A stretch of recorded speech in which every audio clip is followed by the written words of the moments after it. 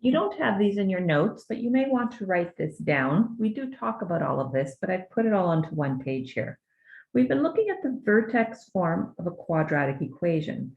Remember what standard form looks like.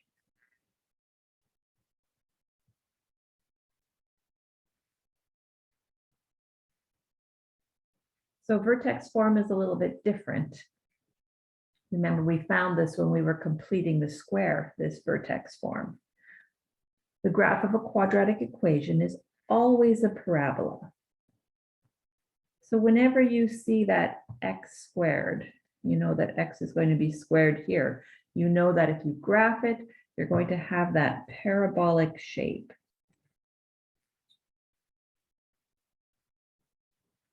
The vertex we can see right here in vertex form is the ordered pair HK.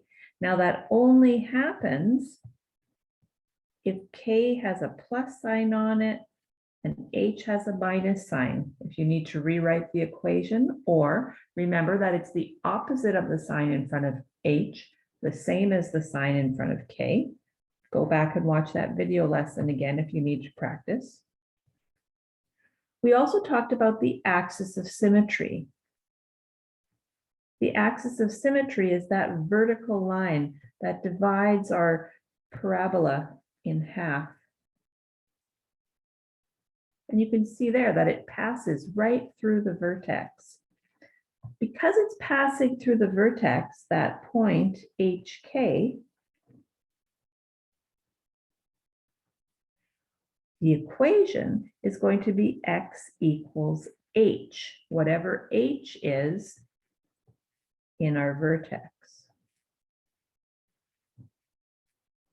We've also said before that the domain for all quadratic equations is the set of all real numbers.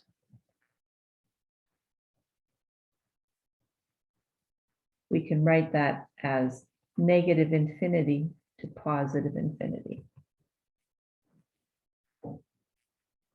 When a, that number in front, is greater than 0, we know from our graphing last week that the parabola will open up. When a parabola opens up, the vertex is the lowest point. Now think about that. We're talking about the range. The lowest point is going to be at K. So the range will be from K to infinity with a closed bracket on K. Or we could say that Y is greater than or equal to K.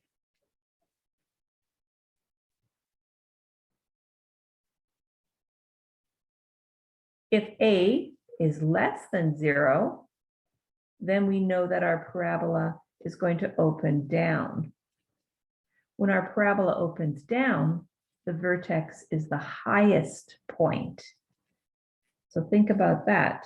The vertex is our highest point, then the range is going to be from negative infinity to K, or we say that Y is less than or equal to K.